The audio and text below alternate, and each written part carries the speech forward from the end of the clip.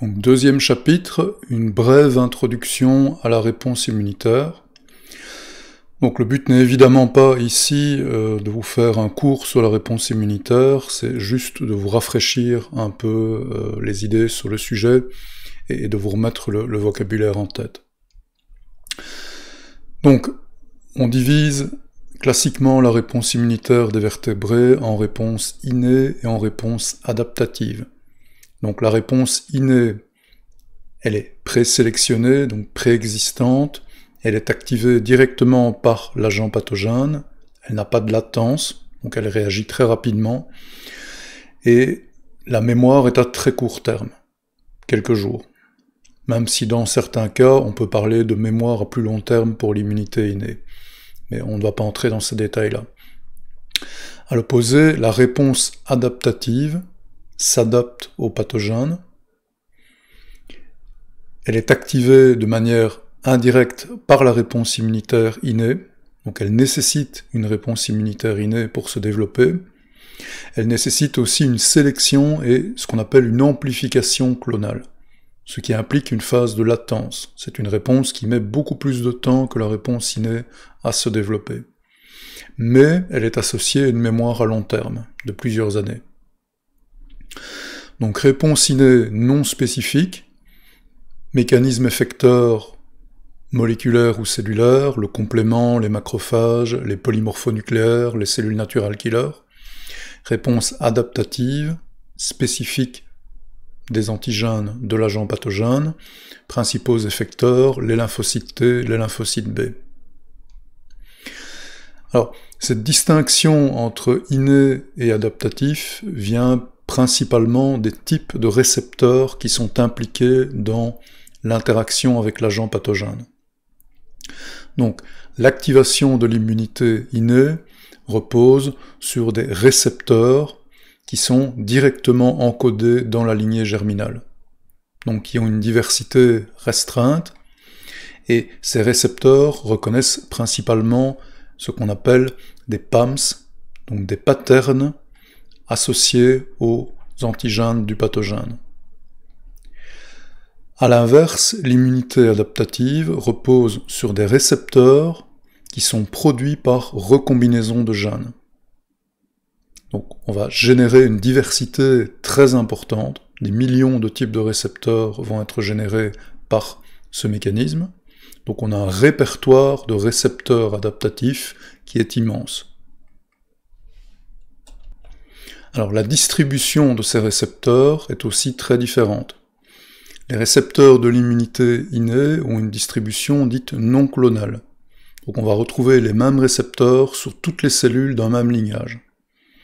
Donc approximativement, on pourrait dire que les macrophages expriment plus ou moins expriment plus ou moins les mêmes types de récepteurs. A l'inverse, les lymphocytes T et B expriment des récepteurs antigéniques qui ont une distribution clonale. Donc, à la base, chaque lymphocyte T, chaque lymphocyte B a un récepteur avec une spécificité qui est unique. Donc si on compare l'activation de ces deux types d'immunité, dans le cas de l'immunité innée, on a des cellules exprimant plusieurs types de récepteurs, capables de reconnaître différentes classes d'antigènes très conservés chez les agents pathogènes, les PAMs, qui vont réagir à la présence de l'agent pathogène, mais sans s'amplifier. Elles vont s'activer et elles vont directement agir sur l'agent pathogène. Dans le cas de la réponse immunitaire adaptative, au départ, on a une population lymphocytaire qui est hautement diversifiée. Chaque lymphocyte exprime un récepteur de spécificité différente. Et l'agent pathogène ne sera reconnu que par un très petit nombre de lymphocytes. Et donc, pour être capable d'agir sur l'agent pathogène, le lymphocyte devra subir une amplification clonale. Donc, la lymphocyte T, le lymphocyte B qui reconnaîtra son antigène, se multipliera. Le nombre de divisions peut varier en fonction de la persistance de l'antigène, mais on estime qu'un lymphocyte peut donner naissance à pratiquement 10 000 lymphocytes suite à ces divisions. Et donc on part d'une population très diversifiée, avec très peu de lymphocytes capables de reconnaître un agent pathogène, mais qui, à terme, en plusieurs divisions, donnera une large population spécifique de l'agent pathogène. C'est pour ça qu'on parle d'adaptation à l'agent pathogène. Alors en termes de cinétique, évidemment, l'immunité innée réagit immédiatement à la présence de l'agent pathogène, dans les minutes pour le complément, dans les heures pour l'activation de la majorité des cellules, comme les cellules phagocytaires ou les cellules natural killer. Par contre, le développement d'une immunité effectrice adaptative va prendre plusieurs jours, plusieurs semaines.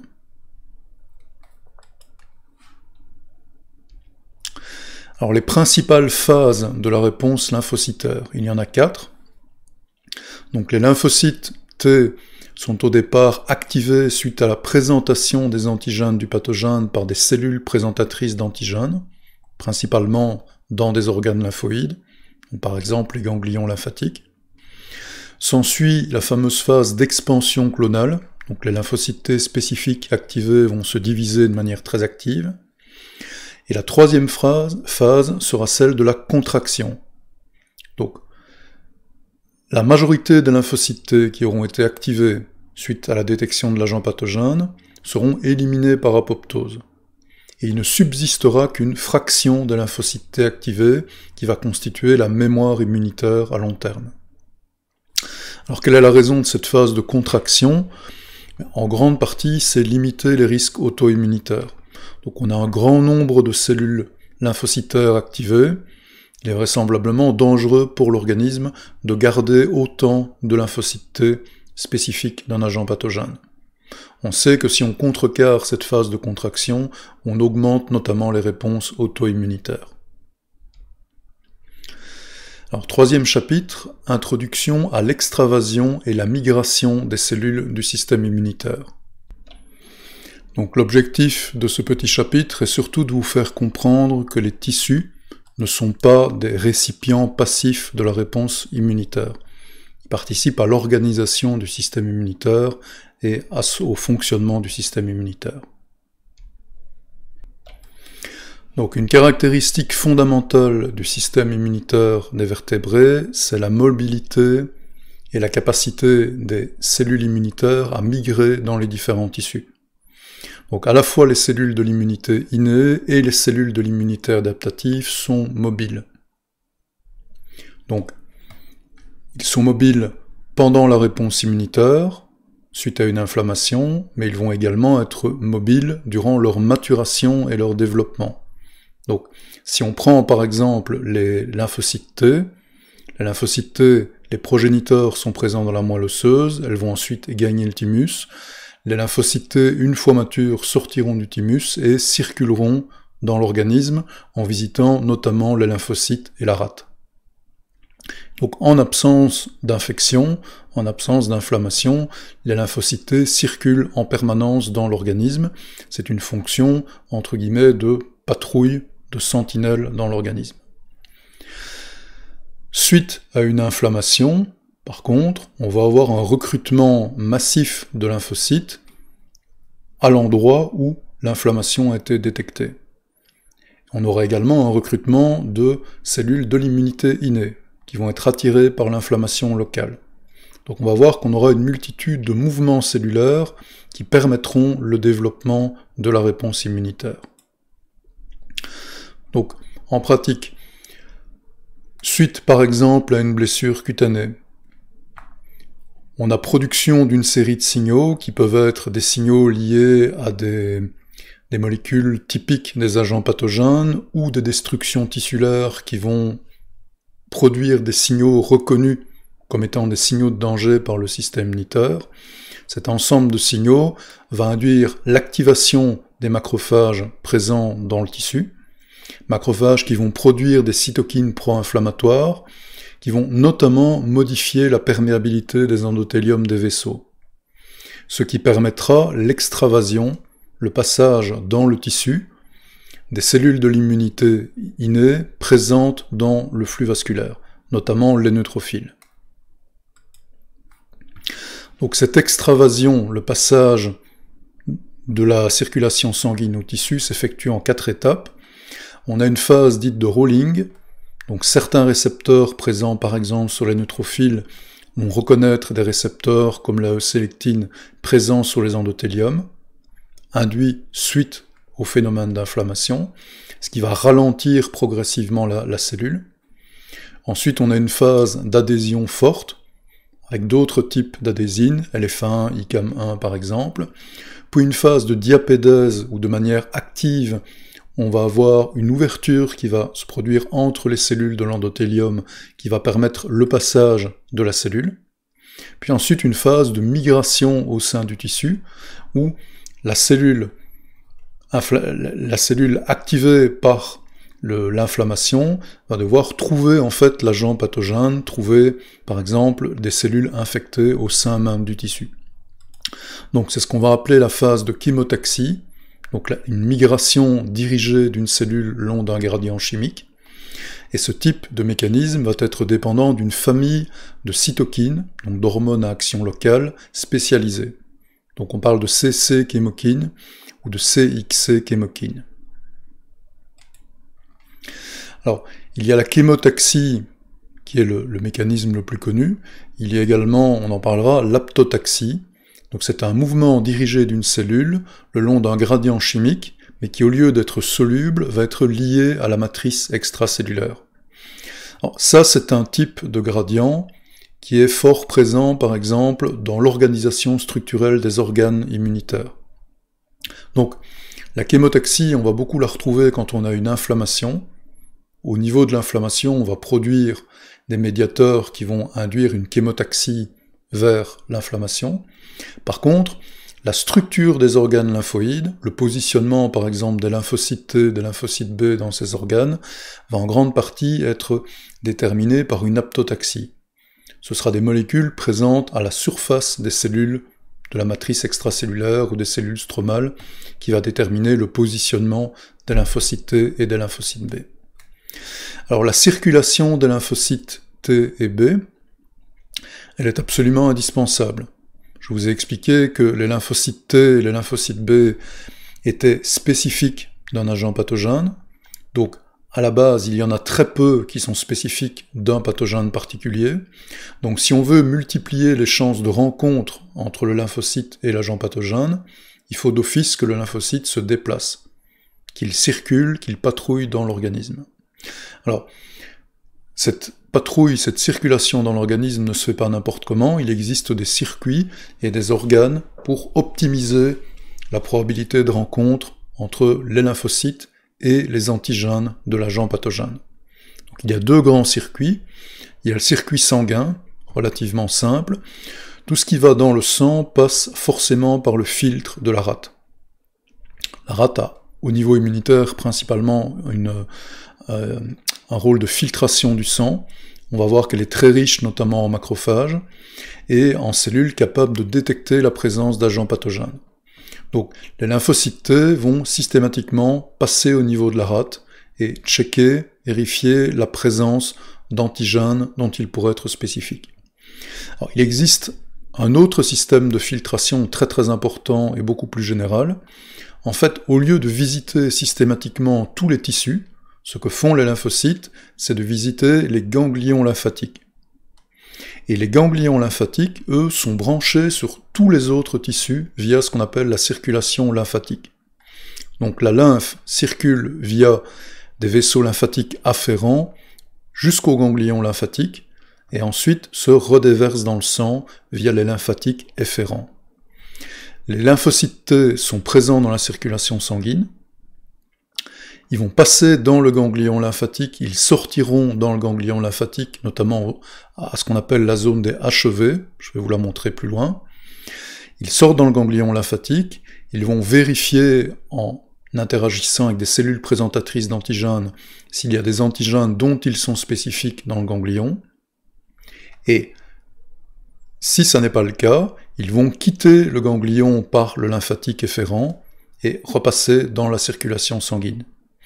Et donc en passant du sang au ganglion lymphatique, ça leur permet de vérifier la présence dans pratiquement tout l'organisme d'antigènes dont ils seraient spécifiques. Donc on va s'intéresser un peu plus à la structure des ganglions lymphatiques, parce qu'on verra plusieurs exemples d'analyse en intravital dans ces organes. Donc, le ganglion lymphatique, vous avez le vaisseau lymphatique afférent qui entre dans le ganglion, le vaisseau lymphatique efférent qui en sort. Vous avez la coque, ici, la capsule, qui permet une rigidité du ganglion. Et vous avez trois principales zones, les zones riches en cellules B, ici à l'extérieur, une zone très riche en cellules T, intermédiaire, et une zone médulaire, qui est surtout riche en cellules de l'immunité innée, notamment des macrophages. Et vous avez dans la zone des cellules T, les fameux HEV, High Endothelial Vénules, dont je vous ai parlé, et donc c'est par cet endroit que les lymphocytes T quittent la circulation sanguine et entrent dans le ganglion lymphatique, ce qui va ensuite leur permettre d'aller interagir avec les cellules présentatrices d'antigènes se trouvant dans cette zone. Donc, une circulation au niveau sanguin connectée au ganglion lymphatique et une circulation lymphatique. Donc, les cellules qui, elles, viennent de la lymphe ici, se retrouvent dans ce qu'on appelle le sinus sous-capsulaire, et elles vont ensuite traverser cette zone pour gagner la zone médulaire. Donc, le ganglion agit vraiment comme un filtre. Les antigènes, les cellules provenant de la lymphe ici, provenant de la filtration des tissus par la lymphe, sont forcés de passer dans cette zone qui est riche en lymphocytes T et en cellules présentatrices d'antigènes.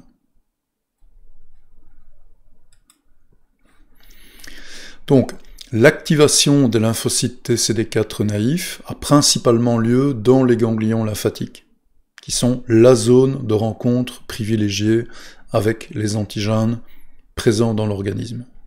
Donc, dans le sang, on va retrouver des lymphocytes, des cellules de l'immunité innée, mais les lymphocytes vont spécifiquement sortir dans la fameuse zone des HEV. Là, elles pourront interagir ou non avec des cellules présentatrices d'antigènes. Si elles interagissent de manière ferme, qu'elles reconnaissent l'antigène dont elles sont spécifiques, elles vont être activées. Si elles n'interagissent pas avec ces cellules, elles vont progressivement quitter le ganglion par les vaisseaux lymphatiques efférents. Et de là, par la lymphe, regagner la circulation sanguine. Alors, quel est le mécanisme, de nouveau, qui permet à une lymphocyte T de savoir qu'elle doit quitter la circulation sanguine pour entrer dans le ganglion lymphatique? C'est un peu le même principe que ce que je vous ai expliqué pour les neutrophiles quand elles sont recrutées au niveau de l'endothélium d'un vaisseau où il y a une inflammation. Mais ici, on est dans un système de patrolling dans un organisme qui n'est pas forcément infecté. Donc, c'est un système qui là est constitutif. Au niveau des HEV, on a spécifiquement l'expression d'une série de récepteurs qui sera reconnue par la L-sélectine présente sur les lymphocytes. Et donc, la présence de ces récepteurs, la présence constitutive de ces récepteurs, permettra aux lymphocytes qui expriment la L-sélectine de pénétrer dans les ganglions. Et une fois au sein du ganglion, les lymphocytes T pourront interagir avec les cellules présentatrices d'antigènes parce que ces cellules présentatrices d'antigènes vont exprimer un gradient de chémokine. Notamment ici la chémokine CCL21, qui sera reconnue par le récepteur CCR7 exprimé par les lymphocytes T naïfs. Alors, je vous donne ces détails ici, pas pour que vous les reteniez forcément, mais pour que vous compreniez la logique. Une lymphocyte T va, si elle est naïve, et qu'elle exprime la L-sélectine, spécifiquement s'arrêter au niveau des HEV des ganglions lymphatiques. Bon. Si la lymphocyte T ne rencontre pas l'antigène dont elle est spécifique, elle va quitter le ganglion lymphatique, repasser dans la circulation sanguine et visiter un autre ganglion lymphatique. Elle va systématiquement circuler dans l'organisme. Si par contre elle est activée dans le ganglion lymphatique, il n'y a plus de raison qu'elle circule. Elle doit quitter le ganglion pour passer dans la circulation sanguine, mais pour aller rejoindre, non pas un nouveau ganglion lymphatique, mais pour aller rejoindre l'endroit où il y a une infection. Et donc, pour que le lymphocyte T acquiert cette capacité, ce homing, trouve entre guillemets sa nouvelle cible, les récepteurs exprimés en surface du lymphocyte T activé vont changer. Donc, le lymphocyte T en pratique va perdre l'expression de la L-sélectine. Il n'aura donc plus, je dirais, la possibilité de sortir dans les zones de HEV, il n'ira plus visiter les ganglions lymphatiques, mais il va gagner l'expression d'un nouveau récepteur, le VLA4. Et ce récepteur lui permet de reconnaître des récepteurs présents sur les endothéliums inflammés. Donc, avec quelques molécules, la L-sélectine, le CCR7, pour se localiser dans le ganglion lymphatique près des cellules présentatrices d'antigènes, la lymphocyte T peut systématiquement aller se localiser dans les ganglions lymphatiques près des cellules présentatrices d'antigènes.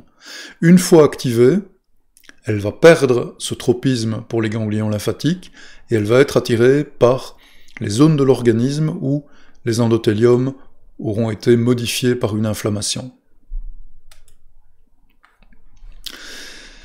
Donc, activation de la lymphocyte T, développement d'une réponse effectrice. Parlons maintenant de la partie mémoire. Donc, je vous ai dit qu'il y avait une phase d'élimination d'un grand nombre de lymphocytes T activés par apoptose. Reste un petit nombre de cellules mémoire, à la fois pour les cellules T et pour les cellules B. Alors, ce nombre de cellules va dépendre de beaucoup de facteurs, notamment de la persistance de l'agent pathogène. Si l'agent pathogène infecte et disparaît assez rapidement de l'organisme, on aura une contraction assez rapide et donc un pool de cellules T mémoire ou cellules B mémoire relativement restreint. Par contre, si l'agent pathogène, ici par exemple un virus, persiste, qu'il n'est pas éliminé par la réponse immunitaire, l'organisme va considérer qu'il doit produire une réponse immunitaire plus importante. Et donc, en bonne logique, cette infection chronique va mener à une augmentation du pool des lymphocytes T et des lymphocytes B pour contrer l'infection. Alors, il existe plusieurs types de lymphocytes T mémoire en fonction de leur localisation. Donc, on a vu que les cellules T naïves, elles circulent dans la lymphe et le sang, mais il existe trois types de cellules T mémoire, ce qu'on appelle les T central memory, qui, elles, vont résider dans ce qu'on appelle les organes lymphoïdes secondaires, c'est-à-dire les ganglions lymphatiques. On verra que ces T central memory participeront à l'activation des cellules B, et notamment œuvreront dans ce qu'on appelle les centres germinatifs, on en parlera plus tard. On a les cellules T effectrices mémoire, qui elles vont circuler par la lymphe et le sang entre le site d'infection et les ganglions lymphatiques. Et on a les cellules T résidentes de mémoire, qui, elles, vont rester au niveau du site inflammatoire. Alors, qu'est-ce qui explique qu'une lymphocyte T ou qu'une lymphocyte B de mémoire survivent pendant des années? C'est de nouveau un problème de localisation. Les cellules T mémoire de longue durée vont en fait régulièrement circuler dans la moelle des os. Et dans cette moelle, ils se retrouveront proches de ce qu'on appelle des cellules feeder, qui vont produire en fait des facteurs de croissance qui augmenteront la durée de vie de ces cellules. Donc, je ne vais pas entrer dans le détail ici des types de récepteurs et des types de chemokines qui permettent la localisation de ces cellules. C'est le même principe que ce que je vous ai expliqué précédemment pour le homing au niveau des ganglions lymphatiques.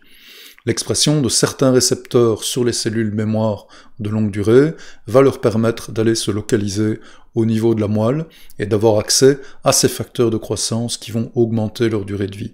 Donc une fois de plus, la capacité à réguler la mobilité va déterminer la fonction, entre guillemets, de la cellule.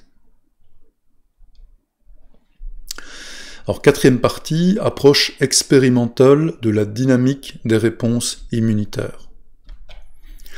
Donc, pendant très longtemps, il y a deux axes méthodologiques d'investigation qui ont dominé toute l'immunologie. Donc, il y a les expériences dites in vivo, donc qui sont réalisées dans ce que je vous ai décrit comme étant le contexte naturel de la réponse immunitaire. Donc, expérience très physiologique, mais qui souvent ne permettent pas d'observer le comportement des cellules individuellement. Donc on est dans des conditions où on a peu d'artefacts, mais c'est très difficile de réaliser des observations qui ne soient pas uniquement des moyennes. On va uniquement avoir accès à des données très générales. À l'opposé, quand on réalise des expériences in vitro, on peut mesurer toute une série de paramètres au niveau de cellules individualisées. Donc on a accès à beaucoup d'informations au niveau cellulaire, subcellulaire et même moléculaire, mais on n'aura pas évidemment une prise en compte du contexte global, du contexte naturel de la réponse immunitaire. Donc, pendant très longtemps, on a eu les expériences in vivo qui donnaient lieu à des mesures statiques. On pouvait par exemple faire de l'histologie, avoir la disposition des cellules dans un tissu, mais c'était une photo, c'était un instantané à un moment donné, et on avait par exemple des mesures de cytométrie qui permettaient de mesurer les ratios des différents types cellulaires dans l'organe. Donc des mesures quantitatives, spatiales, distribution cellulaire, mais statiques. Les mesures en dynamique nécessitaient de se trouver dans un environnement in vitro, qui est très très différent au niveau des contraintes de l'environnement naturel. Donc, juste pour illustrer le problème des mesures de moyenne, ici je vous ai mis la même moyenne pour différents types de distribution. Il est évident que quand vous mesurez des moyennes, c'est très difficile en fait, avec ces moyennes, d'interpréter un phénomène. Parce que la moyenne peut, en fonction de la distribution des informations, refléter des situations totalement différentes. Donc, il y avait un besoin urgent en fait de développer des techniques permettant l'observation en temps réel de cellules individuelles et de molécules dans des tissus intacts in vivo. Et donc, je vais vous présenter dans la suite du cours deux grands ensembles de techniques. Donc des techniques dites de live animal imaging, le whole body imaging, donc la visualisation de l'ensemble du corps. Donc là, on est au niveau macroscopique.